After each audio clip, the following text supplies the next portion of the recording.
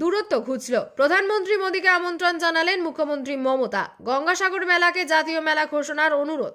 রাজনৈতিক মতপার্থক্যকে দূরে সরিয়ে রেখে বৃহস্পতিবার পশ্চিমবঙ্গের মুখ্যমন্ত্রী মমতা বন্দ্যোপাধ্যায় প্রধানমন্ত্রী নরেন্দ্র মোদীকে মকর সংক্রান্তির সময় গঙ্গাসাগর মেলা দেখার আমন্ত্রণ জানিয়েছেন। প্রধানমন্ত্রী মোদীকে সম্বোধন করা একটি চিঠিতে মুখ্যমন্ত্রী গঙ্গাসাগর মেলার স্বতন্ত্রতার ওপর জোর দিয়েছেন। পাশাপাশি এই মেলাকে জাতীয় মেলা হিসেবে চিহ্নিত করার আহ্বান জানিয়েছেন। মুখ্যমন্ত্রী মমতা বন্দ্যোপাধ্যায় এদিন গঙ্গাসাগর মেলার ব্যাপ্তিকে তুলে ধরেন এবং বলেন, ভারতে কুম্ভ মেলার পরেই এই মেলার স্থান।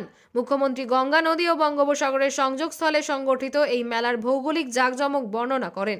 মুখ্যমন্ত্রী এদিন গঙ্গাসাগর মেলার ঐতিহাসিক শিকড়ের সন্ধান করেন। তিনি বলেন, ভারত মহাসাগরের মাধ্যমে পূর্ব ভারতের সঙ্গে প্রাচীন গ্রিক ও রোমান সাম্রাজ্যের বাণিজ্য চলত। মুখ্যমন্ত্রী ধর্মীয় তাৎপর্যের কথা বলতে গিয়ে উল্লেখ করেছেন, গঙ্গাসাগর মেলা পৌরাণিক। রামায়ণ, মহাভারত ও কালিদাসের রঘুবংশমের মতো প্রাচীন মহাকাব্যে এর উল্লেখ রয়েছে।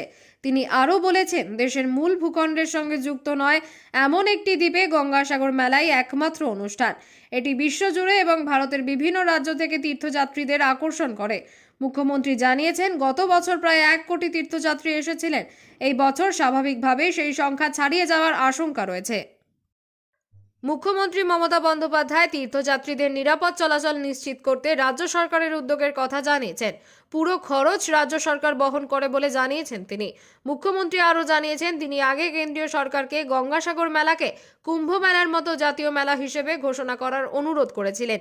এ ব্যাপারে এখনও কোনো সিদ্ধান্ত নেওয়া হয়নি বলে তিনি জানিয়েছেন। এবারের গঙ্গাসাগর মেলা হচ্ছে 8ই জানুয়ারি থেকে 16ই জানুয়ারি পর্যন্ত।